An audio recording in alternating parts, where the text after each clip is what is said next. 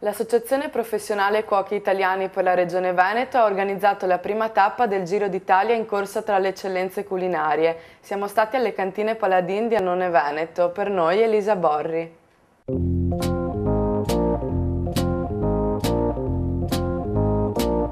L'Associazione Professionale Cuochi Italiani ha organizzato un evento all'insegna dell'eccellenza dove i protagonisti sono stati oltre 100 chef professionisti del Veneto. La prima tappa del Giro d'Italia ha avuto la gradita partecipazione del direttore dell'associazione, Carlo Re. Come l'avete organizzata questa giornata?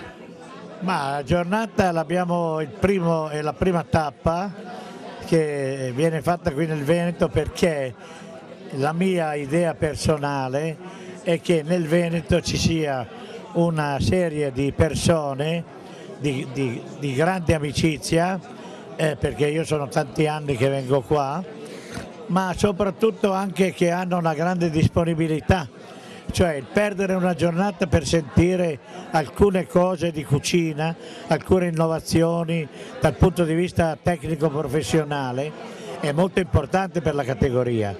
Oggi come prima tappa del Veneto il Giro d'Italia è in corsa tra le eccellenze culinarie. Siamo alle cantine Paladin. Che cosa avete ospitato oggi? Qual è l'evento? Oggi abbiamo ospitato questo corso di aggiornamento di cucina fatto da diversi produttori di spicco italiano, la Barilla e tante altre case con la Catel come distributore di zona.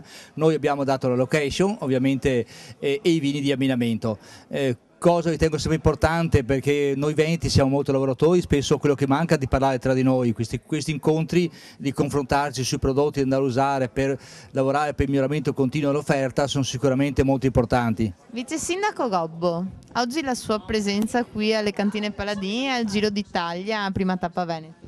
Sì, per me ormai è una consuetudine, perché per me è il quarto anno che partecipo a questi concorsi dei piatti dei migliori cuochi, e lo devo dire, e sono venuto ben volentieri perché tramite gli amici che mi hanno invitato, e mi hanno invitato anche per fare la giuria, e ho partecipato parecchie volte. Mi piace molto perché al di fuori di essere in compagnia molto piacevole, ma sono anche in compagnia con delle persone che fanno dei piatti veramente gustosi. Sonia, qual è l'obiettivo della vostra associazione? Beh, sicuramente l'Associazione Professionale Cuochi Italiani vuole elevare l'immagine e il prestigio dei propri cuochi associati, quindi quello che cerchiamo di fare è valorizzare l'immagine dei nostri chef e valorizzare la loro figura, quando troppo spesso vengono nominati i loro locali ma magari non gli chef che ci stanno dietro.